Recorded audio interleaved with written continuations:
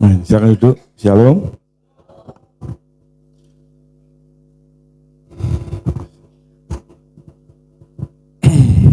Kita akan belajar firman Tuhan.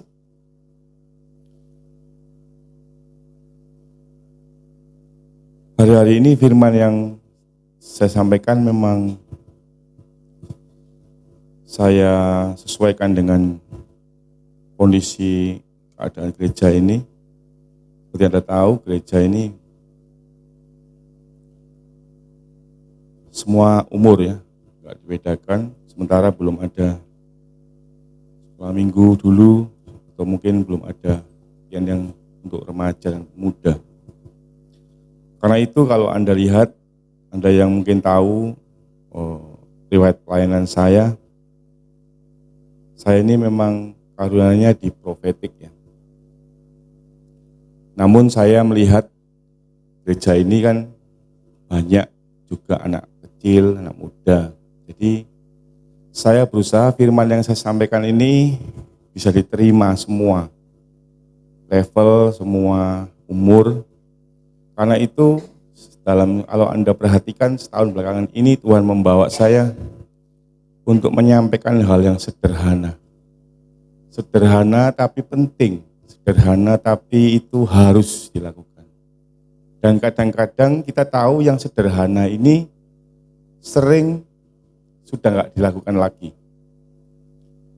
Hal-hal yang biasa tapi itu malah menunjukkan bagaimana Kristen yang benar. Bagaimana hidup orang percaya. Kalau saya kalau kita ngomong Kristen itu saya ngomong agama. Tapi kalau kita ngomong orang percaya itu spesifik ya, jelas bahwa percaya kepada siapa? Percaya kepada Yesus. Karena Yesus sendiri tidak pernah mempermasalahkan KTP orang-orang di zaman itu. Mau KTP-nya Kristen, mau KTP-nya apapun, dia hanya berkata, barang siapa percaya kepadaku, dia akan selamat. Jadi agama itu tidak menunjukkan Anda percaya. Anda percaya itu lebih penting. Mungkin KTP lamamu belum diganti agamanya. Tapi begitu Anda percaya, Anda selamat. Karena syaratnya itu percaya. Bukan KTP-mu, pasportmu, agamanya apa. Jadi hari ini juga saya akan sampaikan hal yang sederhana, yang harusnya gampang, dan ini bisa dilakukan oleh bahkan anak kecil sekalipun. Karena itu perhatikan apa yang saya sampaikan ini sangat mendasar, sangat penting. Saya berdoa Roh Kudus yang akan memampukan semuanya yang hadir di sini untuk bisa ngerti, bisa melakukan ini. Seperti yang kita tahu, saya juga pernah menyampaikan di sini tentang bagaimana kita punya motivasi yang benar. Karena itu setiap pemikiran, setiap ucapan Anda dan saya, setiap tindakan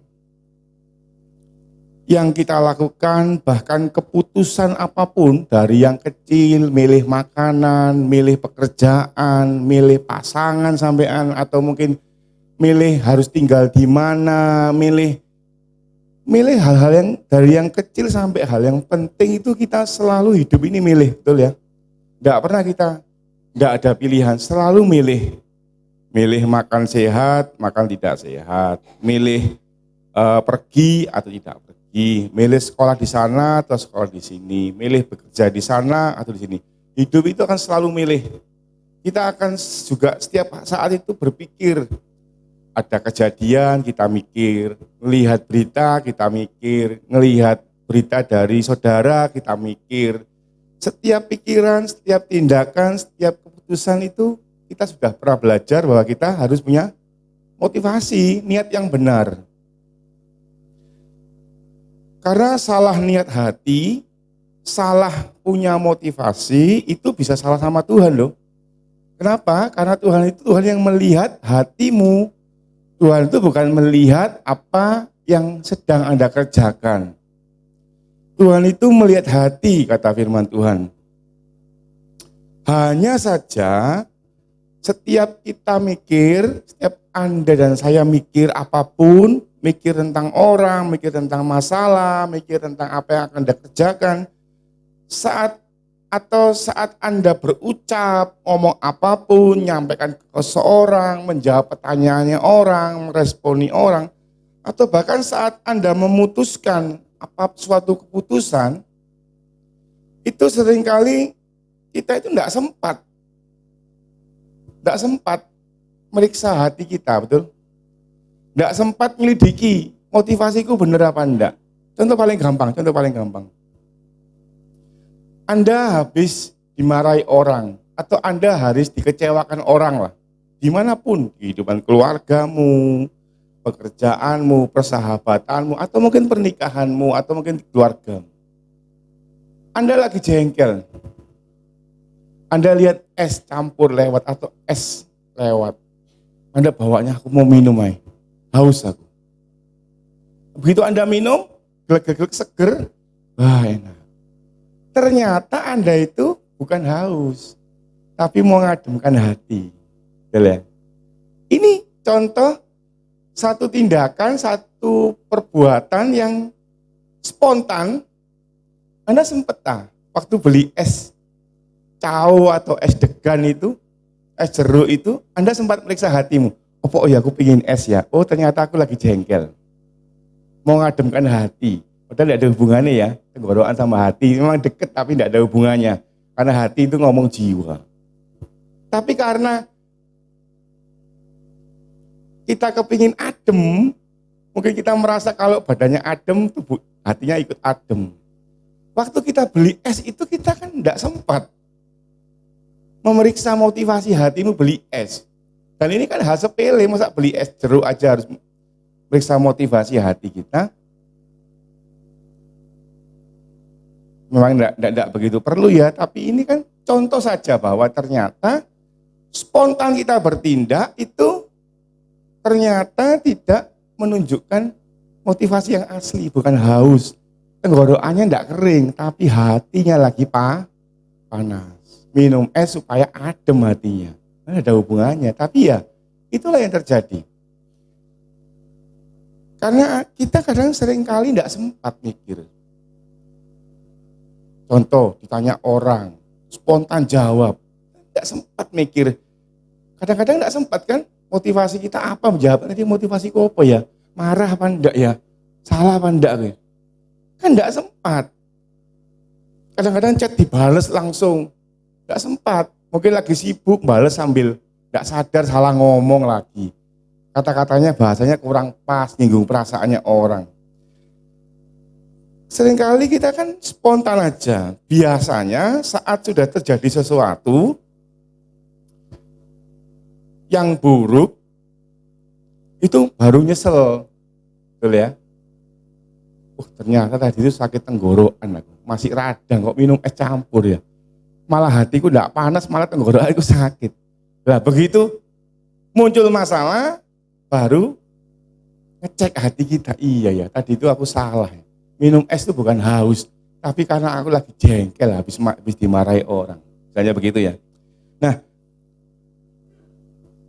karena Anda itu sering telat tahu motivasi Anda itu benar apa salah, maka ini jadi penting yang harus kita bahas hari ini.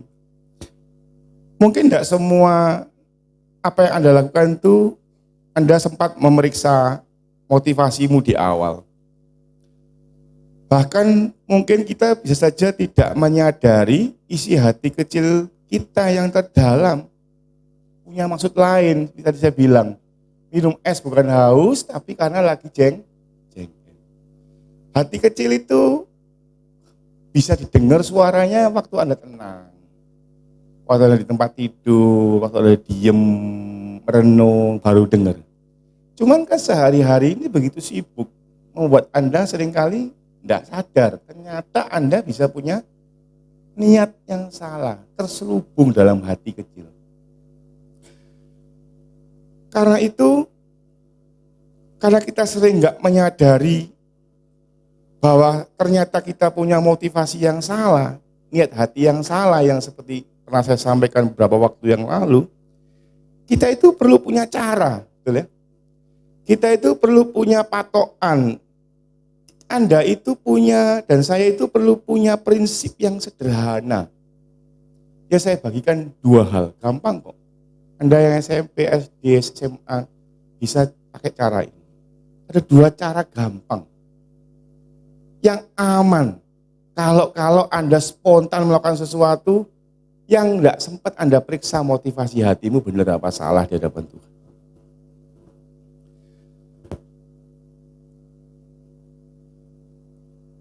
Kita perlu punya patokan yang aman, yang meminimalkan kita dari perbuatan dosa. Ada dua prinsip hidup yang sederhana.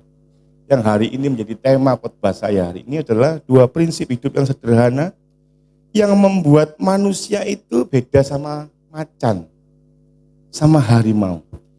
Kalau harimau lihat rusa, sempat mikir enggak, aku harus mengasihi rusa seperti diriku sendiri? Enggak sempat, langsung caplok, langsung makan. Bedanya harimau dengan kita adalah kita hidup dengan prinsip iman. Harimau begitu lihat rusa lapar langsung makan. Jadi Anda kalau melakukan sesuatu tanpa peduli apapun sama dengan harimau. Lihat rusa, lihat kelinci langsung makan aja. Dia mana pernah mikir rusa itu punya anak, rusa itu nanti punya istri, atau kelinci itu punya bapak, kelinci itu punya istri, punya suami, enggak pernah mikir, makan aja. Nah, karena itu karena kita ini beda dengan harimau yang melakukan sesuatu dengan apa yang dia mau, kita harus punya prinsip yang gampang, yang sehari-hari, yang gampang Anda ingat. Saya tidak bagikan khotbah atau cara yang sulit-sulit, karena kerohanian seseorang itu bukan dinilai dari seberapa banyak yang Anda tahu, tapi seberapa banyak yang Anda lakukan. Iman tanpa tindakan mati. Banyak orang belajar sampai S2, sampai S3, sampai S4, sampai S5 mungkin. Belajar Alkitab, pinter semuanya. Ikut seminar di mana-mana, tiap saat tuh belajar, tapi tidak melakukan. Ini yang bahaya. Karena itu saya sampaikan sebagai yang membantu pengembalaan di tempat ini, saya coba bagikan yang gampang, yang Anda bisa gampang lakukan. Sebagai orang percaya kepada Tuhan Yesus, tentunya kita tidak bisa menggunakan sembarang patokan. Saya nggak bisa membatasi Anda ngelihat YouTube, ngelihat TikTok, ngelihat Instagram, banyak motivasi-motivasi di sana. Ada yang hamba Tuhan, tapi motivasinya pakai nilai-nilai yang tidak alkitabiah, banyak. Saya nggak bisa membatasi Anda, ngawasi Anda 24 jam di sebelah Anda lihat apa saya nggak tahu.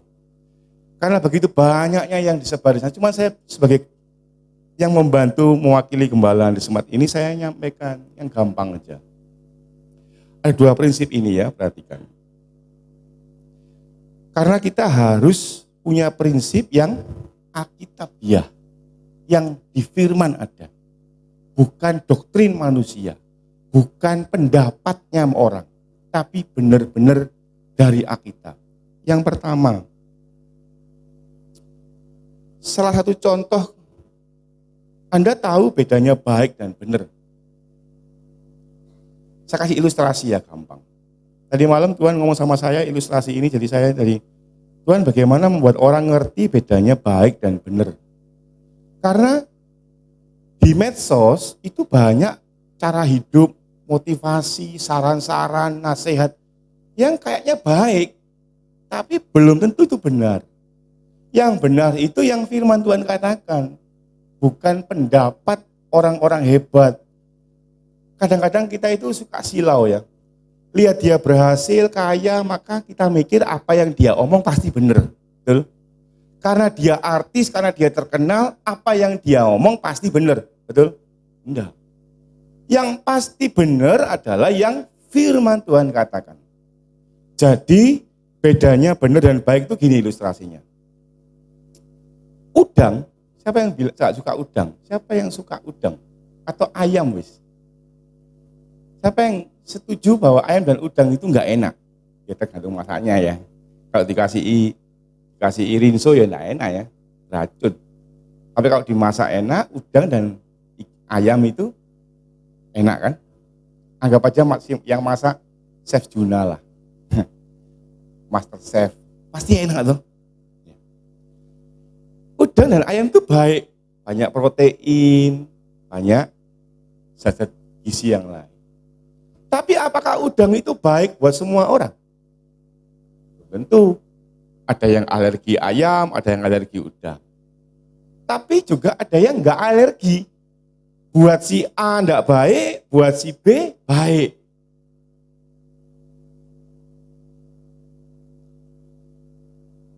Tapi ada yang benar, yang mutlak benar. Kalau Anda baca Kejadian 1 ayat 29, waktu Yesus menciptakan, Anda boleh tampilkan ya, Kejadian 1 ayat 29, kalau Anda lihat manusia, Tuhan bilang apa? Tumbuhan berbiji dan buah yang berbiji itu menjadi makananmu. Udang memang enggak baik buat semua orang. Buat saya mungkin baik, buat orang lain mungkin enggak baik karena alergi. Tapi ada tak orang alergi tumbuhan berbiji? Ada yang alergi sawi? Saya belum pernah dengar. Ada yang alergi apel? Enggak ada. Jadi yang contoh, ini ilustrasi saja, bedanya baik sama benar. Kalau benar itu ada ayatnya, perkataan firman. Contoh tentang makanan tadi, udang enggak baik buat semua orang, belum tentu. Ada yang bilang baik, ada yang, saya enggak bisa Pak, saya langsung gatel-gatel Pak. Tapi Tuhan ngomong apa? Tumbuhan berbiji dan buah yang berbiji. Jadi makananmu. Mutlak benar, pasti benar. Semua orang pasti baik. Mungkin enggak semua orang suka sayur dan buah. Tapi kan saya lagi ngomong bukan suka enggak suka. Saya lagi ngomong apa yang benar. Jadi hari ini kita bagikan prinsip yang benar, yang gampang, yang mendasar, yang bisa Anda terapkan sehari-hari. Yang pertama, prinsip pertama itu adalah pusatkan hidupmu untuk kepentingan Tuhan. Selama itu untuk kepentingan Tuhan, maka itu cara gampang, aman, supaya Anda terhindar dari punya motivasi yang salah. Pada di awal kan saya bilang, Anda punya niat yang salah, motivasi salah, itu bisa salah di hadapan Tuhan. Sebab Tuhan melihat hati. Tapi apakah Anda makan es campur aja Anda harus periksa motivasi hatimu? Ya kalau bisa bagus. Tapi jika itu spontan kan sulit untuk kita menyelidiki isi hati kita. Cara yang paling gampang, prinsip paling gampang yang pertama itu adalah pusatkan hidupmu untuk kepentingan Tuhan. Untuk siapa? Kepentingan siapa? Tuhan. Kita buka Kolose 3 ayat 23. Ini ayat gampang. Ayat yang sering Anda dengar. Tapi bisa Anda jadikan prinsip. Seperti tadi saya bilang. Udang dan ayam belum tentu baik buat semua orang. Kalau orang itu alergi tidak bisa. Tapi tumbuhan berbiji dan buah berbiji. Kenapa itu mutlak benar? Karena tadi apa? Saya bilang ada firman-Nya, ada ayatnya. Dan apa yang dikatakan Tuhan itu ya dan amin. Kolose 3 ayat 23. Apapun, enggak ada. Mau pelayanan, mau kerja, mau berkeluarga, berpasangan, yang kamu perbuatlah dengan segenap hatimu. Enggak separuh-separuh ya. Seperti untuk Tuhan dan bukan manusia. Jadi kita ini orang Kristen punya prinsip hidup yang gampang. Seperti tadi saya bilang, saya sadar bahwa gereja ini audiensnya, pendengarnya mulai dari SD, mungkin ada yang playgroup sampai yang manula. Jadi kerohanian kita itu harus kita jaga. Seperti tadi saya bilang, kalau Anda diajari banyak prinsip yang sulit-sulit, yang hebat-hebat, pakai sampai pelajaran S2 teologi, S3 teologi, Anda akan pecah kepalamu. Saya aja nggak ngerti kok. Ya mungkin saya nggak belajar ya, tapi menurut saya kerohanian orang itu bukan dinilai dari sebanyak apa Anda tahu, seberapa pinter Anda membedah Alkitab, tapi seberapa banyak Anda melakukan praktek firman Tuhan. Itu ngukur rohani seseorang. Makanya firman Tuhan ngomong apa? Untuk mengenali nabi palsu di akhir zaman, kamu lihat buahnya. Jadi kalau Anda tak kasih dua prinsip gampang jalani hidup, supaya Anda motivasi hatimu tidak keliru. Tadi saya bilang sampaikan di awal, Anda sering tidak sempat ngecek niat hatimu itu salah apa enggak. Kayak tadi saya bilang, Anda itu sebenarnya lagi jengkel. Tapi begitu ada es jeruk, Anda langsung beli, langsung minum 2 gelas lagi. Langsung Anda bilang, adem rek. Ternyata begitu Anda begitu adem, iya ya, aku ini tidak haus. Oh tadi itu habis minum. Ternyata aku tadi jengkel. Karena jengkel saya minum. Seringkali motivasi itu banyak yang tersembunyi di hati. Makanya saya bagikan 2 tips gampang ini, supaya Anda semudah apapun umur Anda bisa terapkan ini. Lakukan, pusatkan hidupmu untuk kepentingannya Tuhan. Apapun yang kamu perbuat, seperti untuk Tuhan. Ini gampang sekali. Anda belajar bukan karena dimarahi orang tuamu. Bukan karena Anda kepingin ranking 1. Tapi seperti untuk Tuhan. Anda bekerja bukan supaya gajimu naik. Jangan karena cari muka. Nanti motivasi hatimu salah.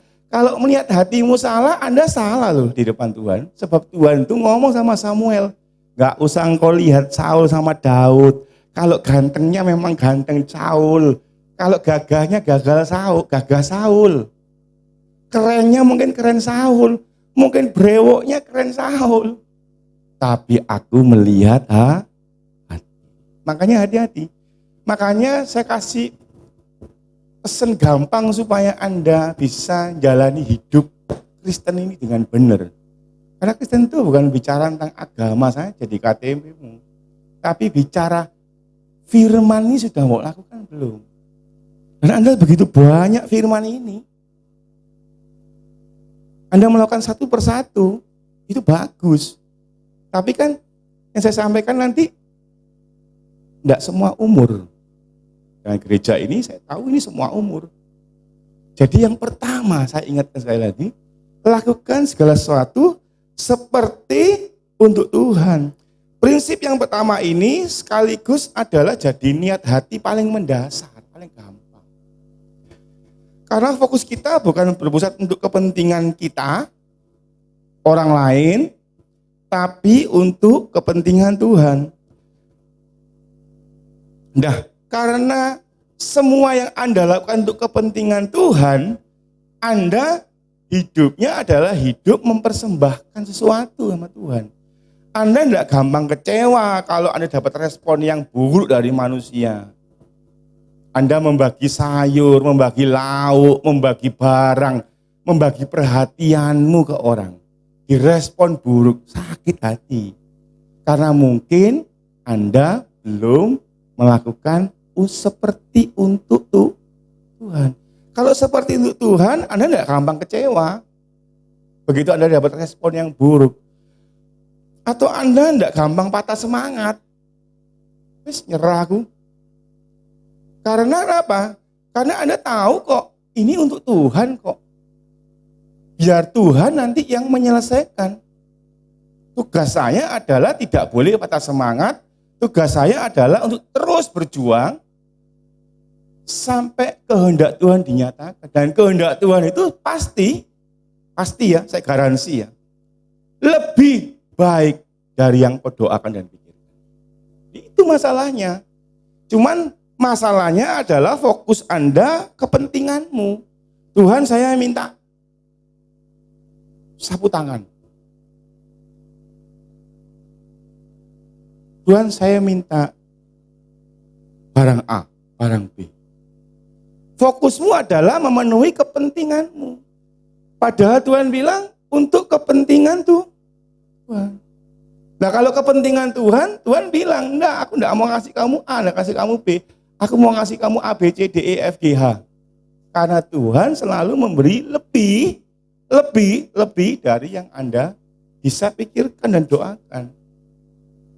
Nah, mengapa sih kita melakukan sesuatu itu kepentingan Tuhan, seperti untuk Tuhan? Karena kita itu ingin mengasihi Tuhan, toh. Mengasihi Tuhan itu adalah hukum utama. Nah, kalau Anda ingin mengasihi Tuhan, Anda melakukan segala sesuatu untuk kepentingan Tuhan, karena Anda mengasihi Tuhan, bisakah Anda ngasih pakaian Tuhan? Siapa yang bisa ngasih pakaian? Nah, harus mati dulu. Naik ke surga ngasih pakaian Tuhan. Bisakah Anda traktir Tuhan makan?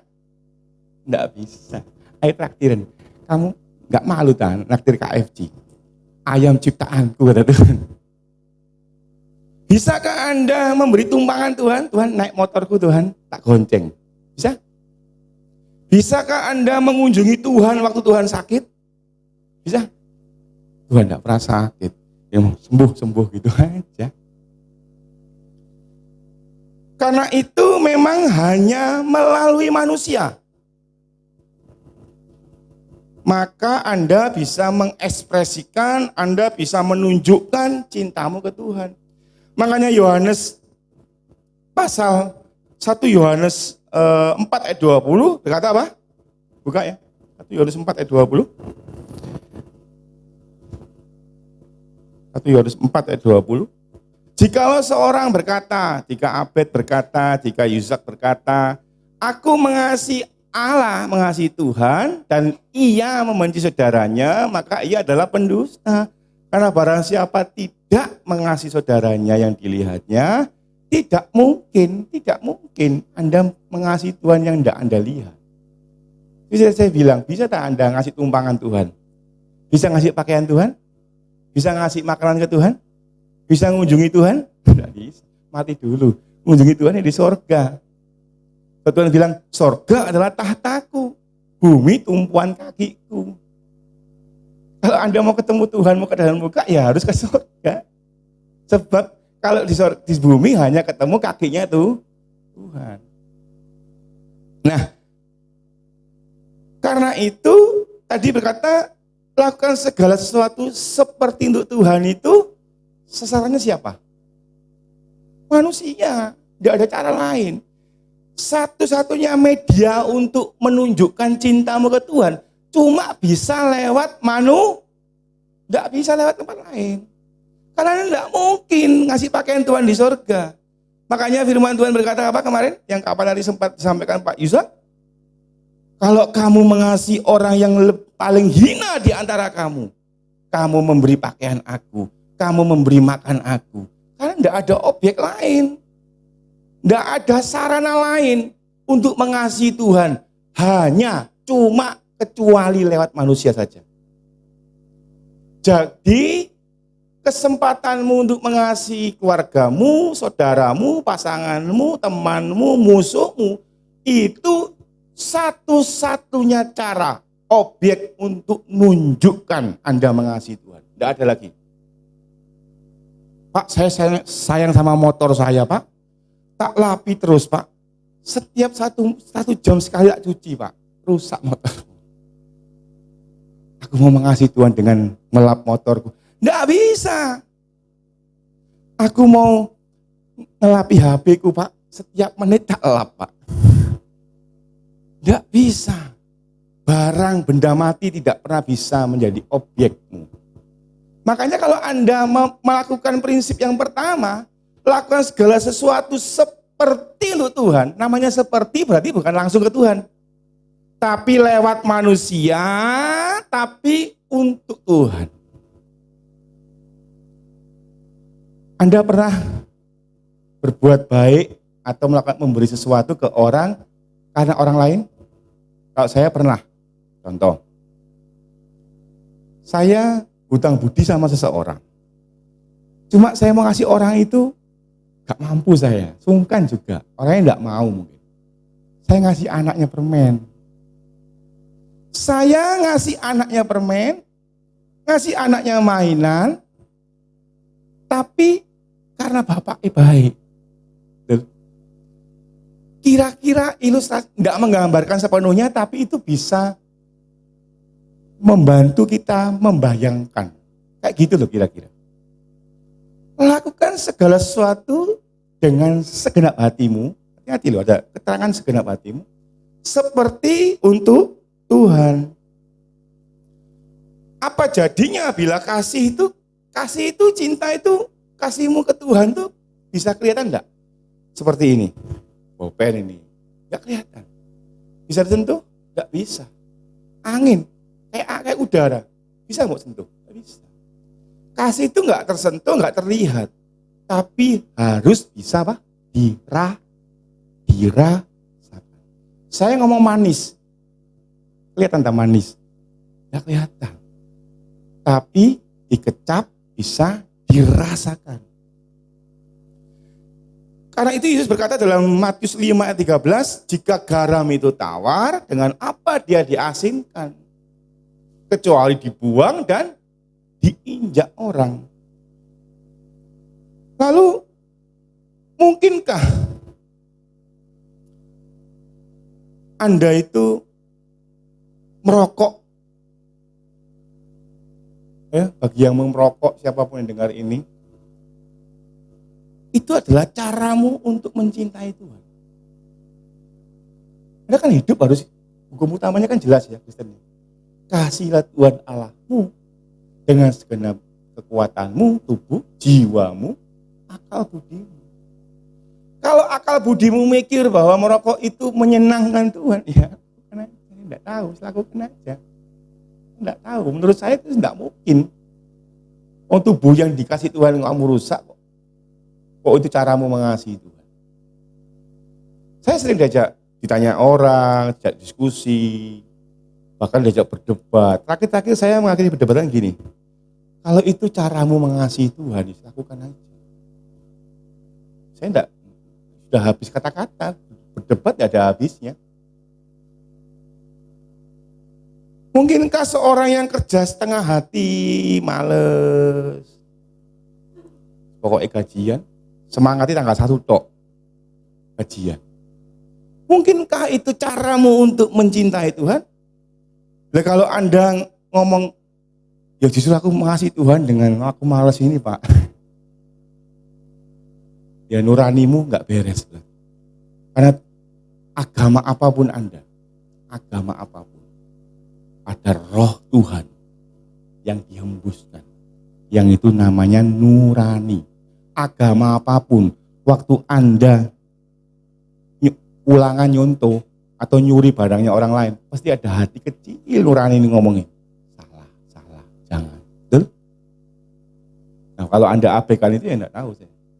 Nah intinya adalah enggak mungkin Anda melakukan hal yang buruk, itu caramu mengasihi Tuhan. Kalau Anda tidak menghormati orang tua, apakah itu caramu melakukan sesuatu seperti untuk Tuhan? Kalau Anda tidak berlaku setia sama pasanganmu, tapi itu caramu mengasihi Tuhan, kan itu tidak mungkin. Karena itu prinsip yang pertama ini sangat gampang. Lakukan seperti untuk Tuhan, gampang sekali. Jadi cara gampangnya adalah namanya seperti untuk Tuhan, tadi saya bilang berarti namanya seperti, berarti bukan langsung ke Tuhan, karena kita tidak pernah bisa ngasih pakaian Tuhan, karena kita tidak pernah bisa ngasih makan Tuhan. Caranya adalah melalui ciptaannya yang paling mulia, manusia. Makanya firman Tuhan tuh ngasih cara yang gampang. Kalau Anda buka Matius 7 ayat 12. Matius 7 ayat 12. Gampang sekali. Anda anak muda, mau hidupmu gampang aja, punya 2 prinsip ini gampang. Lakukan apapun. Segala sesuatu yang kamu kehendaki supaya orang perbuat kepadamu, perbuatlah demikian juga kepada mereka. Itulah isi seluruh hukum Taurat dan kitab para nabi. Hukum Taurat dan kitab para nabi itu apa? Kejadian sampai Maleaki. Kejadian sampai Maleaki dirangkum satu kalimat, gak gampang dah. Gampang loh? Gampang. Perbuatlah seperti. Karena apa? Tuhan ngomongnya ke orang lain. Karena tadi saya bilang apa? Satu-satunya media, satu-satunya objek Anda bisa nunjukkan cintamu ke Tuhan cuma bisa lewat orang lain. Kita belajar sedikit sebelum poin 2. Seperti untuk Tuhan itu yang bagaimana? Kita buka yang tadi Kolose 3. Kalau Anda mau, nanti saya bagikan di WA cartanya. Kolose 3, Kolose 3 ayat 17. Ayat 17, selain 23 tadi kan ngomong untuk kepentingan Tuhan. 17, 22, 24, 25. Dan kita kasih poin-poinnya ya. Dan segala sesuatu yang kamu lakukan dengan perkataan atau perbuatan, ini sebelum ke ayat 23 ya. Lakukan semuanya itu di dalam nama Tuhan Yesus sambil mengucap syukur. Kalau Anda mau merokok, kalau Anda mau hidup ngawur, mau narkoba, mau selingkuh, mau bentak orang tuamu, mau melakukan apapun yang buruk, coba dalam nama Tuhan Yesus merokok. Dalam nama Tuhan Yesus. Pasti hatimu gelisah. Tuhan, aku mau nyuri Tuhan. Dalam nama Tuhan. Tak mungkin. Ini saya sedang menggarisbawahi kalimat seperti untuk Tuhan. Poin pertama seperti untuk Tuhan itu adalah lakukan dalam nama Tuhan Yesus. Dan dalam, kemarin khotbahnya Pak Ishak apa? Mengucap syukur. Tuhan, aku bersyukur orang tuaku menjengkelkan. Mau tak pisui Tuhan hari ini. Dalam nama Tuhan. Gak mungkin kan? Mungkin. Bisa? Oh, gak bisa. Tuhan, aku mau kepahitan sama orang. Aku bersyukur aku sudah kepahitan. Gak mungkin. Dalam nama Tuhan dan ucapan syukur. Ayat 22. Lompat aja. Hai hamba-hamba, ini orang-orang kerja, orang-orang yang punya atasan, tidak harus kerja juga, pemimpin rohani juga. Taatilah Tuhanmu, pemimpinmu yang di dunia ini dalam segala hal. Bahasa aslinya bukan cuma Tuhan bos ya, tapi pemimpin yang di atasmu. Jangan hanya di hadapan mereka saja, untuk menyenangkan mereka, melainkan dengan tulus. Poin kedua itu apa? Tulus. Aku tulus kok melakukan hal yang jahat. Enggak mungkin. Kata seperti untuk Tuhan, poin keduanya tadi yang pertama apa? Dalam nama Tuhan ngomong melakukannya. Yang kedua dengan tulus. Tulus itu ngomongnya tadi yang Kolose 3:23 ngomong apa? Dengan segenap hatimu seperti untuk Tuhan. Tulus itu enggak setengah-setengah. Kerja. Timbangan diseneni daripada dimarahi. Males. Enggak tulus itu enggak segenap hati. Dan itu enggak seperti untuk Tuhan. Itu sudah melanggar prinsip pertama yang saya bagikan ini hari ini. Ayat 23, ayat 24. 23 tadi kan ayat utamanya ya. 24. Kamu tahu bahwa dari Tuhanlah kamu akan menerima bagian upah yang ditentukan bagimu sebagai upah. Kristus adalah Tuhan dan kamu adalah hambanya.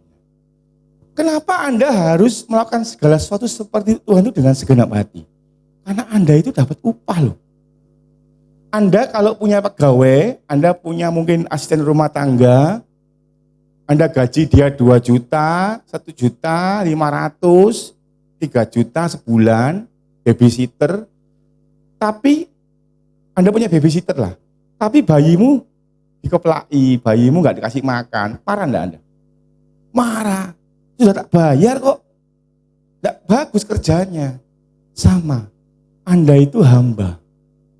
Lakukan semua seperti Tuhan itu harus genap hati.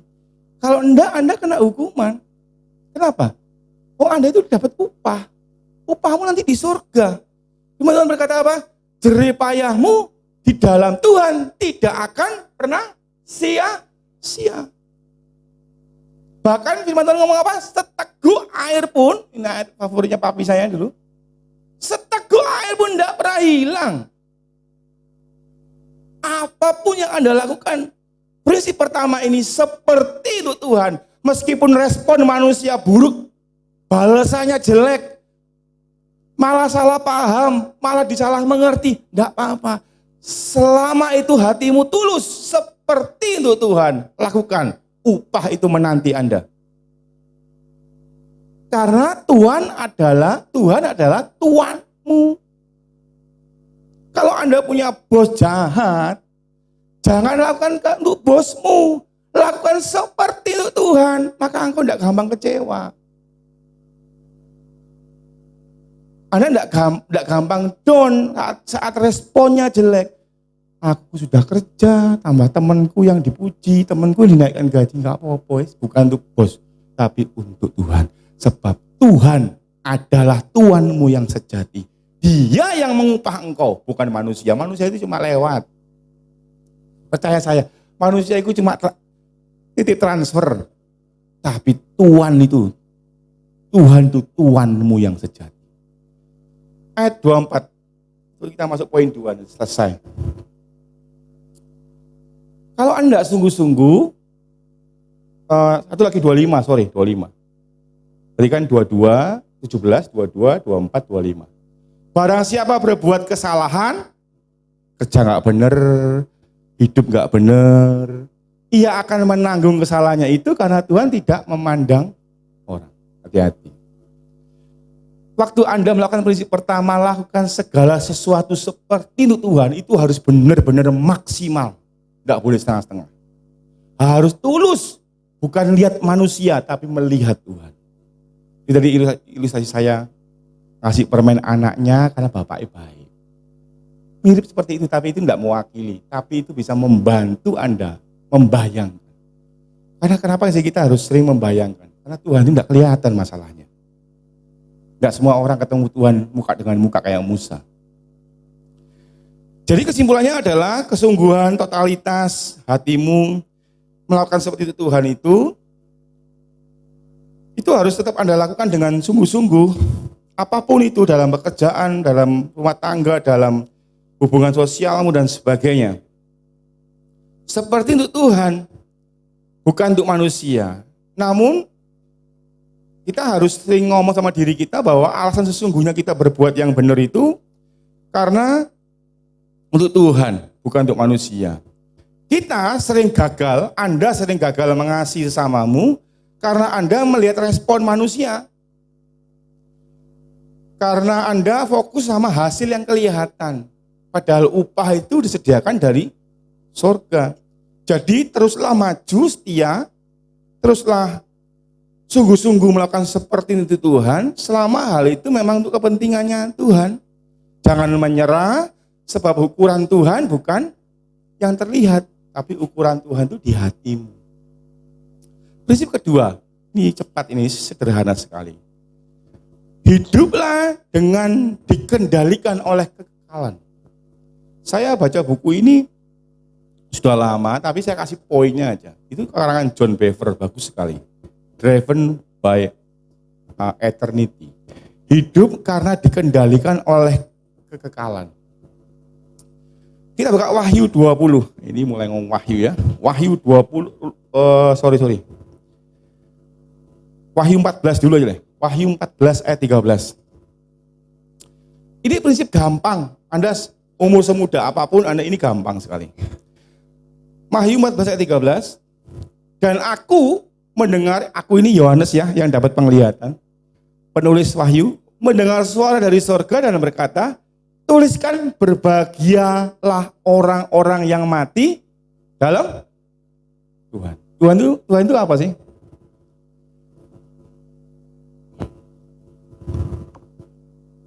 1 Yohanes 4 ayat 8 ngomong, Allah itu, Tuhan itu adalah kasih.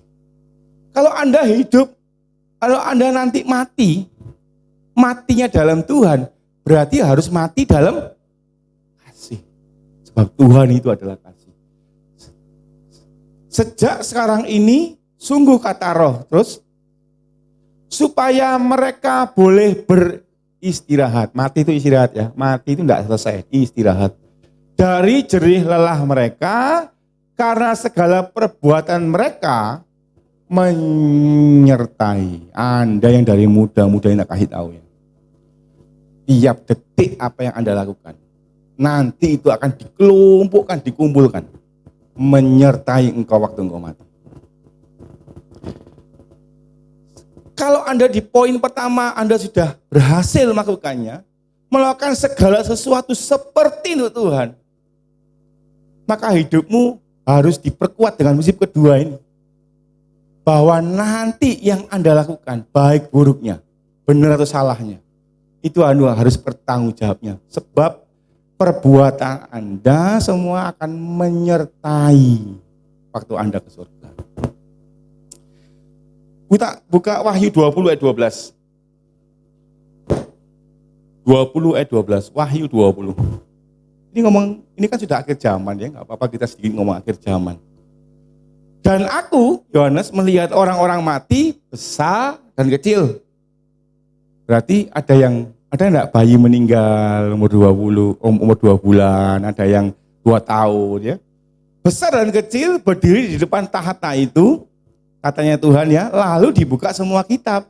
Dan dibukanya juga sebuah kitab lain, yaitu kitab kehidupan. Terus, dan orang-orang mati dihakimi menurut berdasarkan apa yang tertulis di dalam kitab. Hati. Makanya Anda bisa saja tidak sempat periksa motivasi hatimu saat Anda minum es tadi. Tapi kalau Anda selalu mikir bahwa apa yang Anda lakukan di dunia ini harus Anda pertanggungjawabkan di sorga nanti, Anda akan hati-hati. Wahyu 22 ayat 12 terakhir. Semangat kalau udah terakhir ini. Wahyu 22 ayat 12. Sesungguhnya Tuhan Yesus, aku datang segera dan aku membawa Tadi kalau saya bilang apa? Tuhan adalah Tuhanmu. Upah itu dari Tuhan. Dan aku membawa upahku untuk membalaskan pada. Cuma pendeta? Enggak. Cuma jemaat? Enggak. Cuma pengerja? Enggak. Setiap orang menurut perbuatan. Kalau Anda bisa melakukan prinsip pertama tadi, seperti kepentingan, seperti untuk Tuhan dan tidak lihat manusia. Wah, Tuhan senang. Saya kadang-kadang menduga-duga di Matius 7 itu kan ada perkataan, sudah orang buat mujizat demi namamu, sudah melakukan hal-hal yang dahsyat, tapi Tuhan ini dengan entengnya ngomong, aku tidak mengenal kamu. Saya kadang-kadang curiga ya, mikir-mikir, apa mungkin dia melakukan untuk kemuliaan dirinya sendiri. Untuk dapat persembahan, untuk dapat nama baik, untuk terkenal. Apakah mungkin dia melakukan bukan seperti untuk Tuhan?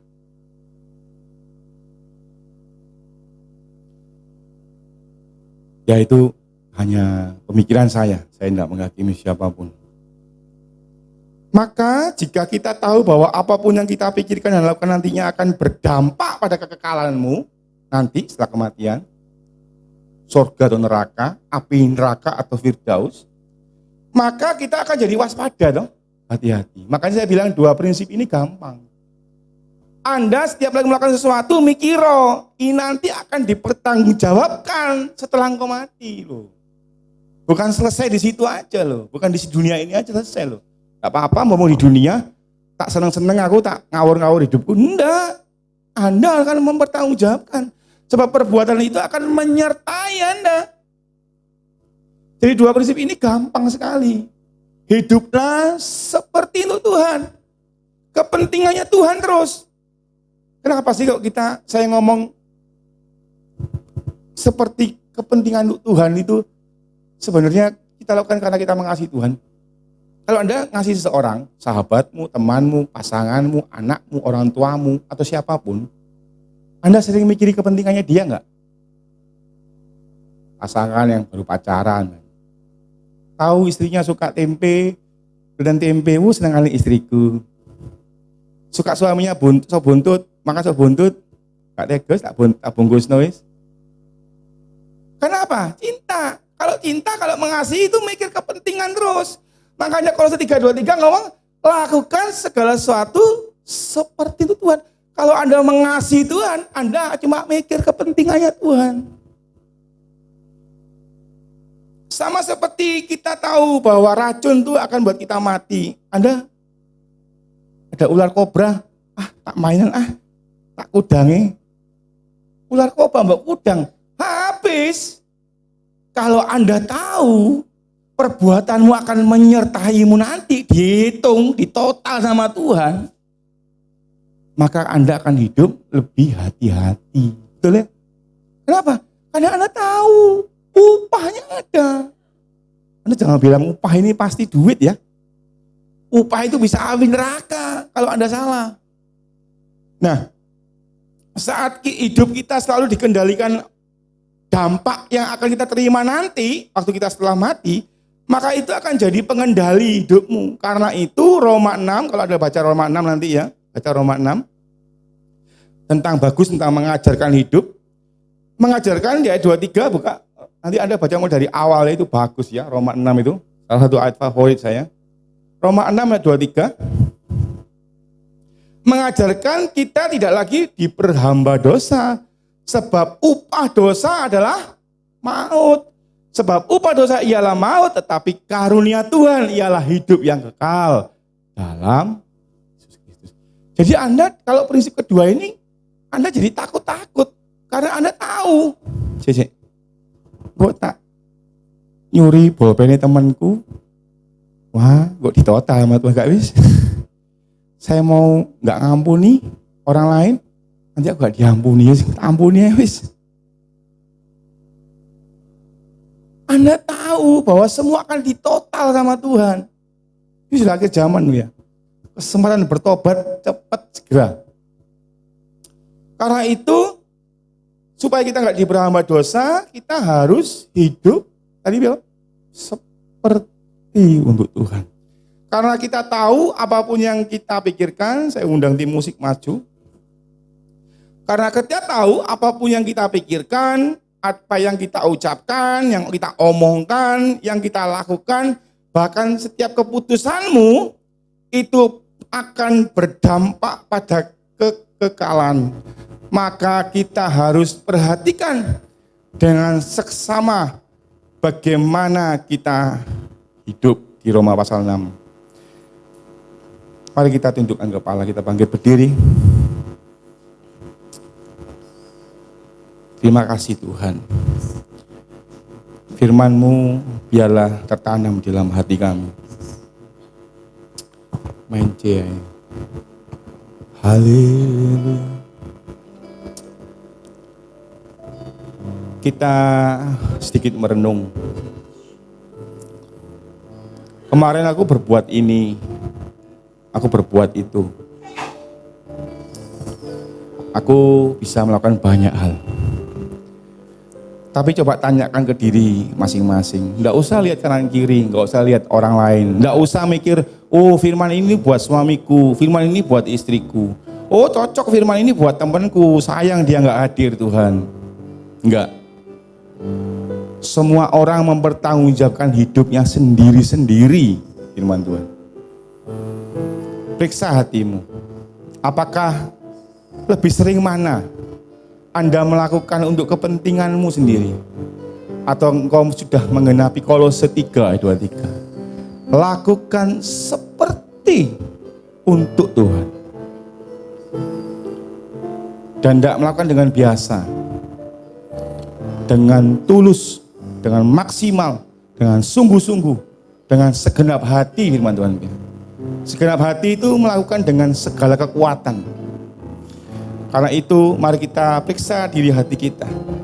Tuhan, aku berdoa di dalam nama Tuhan Yesus Kristus, mampukan mereka, pimpin mereka, bawa mereka.